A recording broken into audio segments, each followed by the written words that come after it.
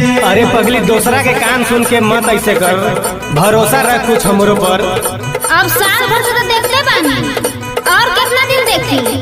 सुन, दूसरा के बात सुनी रहे भरम में, रख तू भरोसा रानी अपना सजन में, रखा तू भरोसा रानी अपना सजान में, रखा तू भरोसा रानी अपना सजान में। दूसरा के बात सुनी रहे भरम में, रख तू भरोसा रानी अपना सजन में, रखा तू भरोसा रानी अपना सजान में, रखा तू भरोसा रानी अपना सजान में। अब उस हमसे ना हो, अब जाता नहीं अपन नैहरे में रह। अरे नहीं ऐसे मत कर, का कही गांव घर के लोग।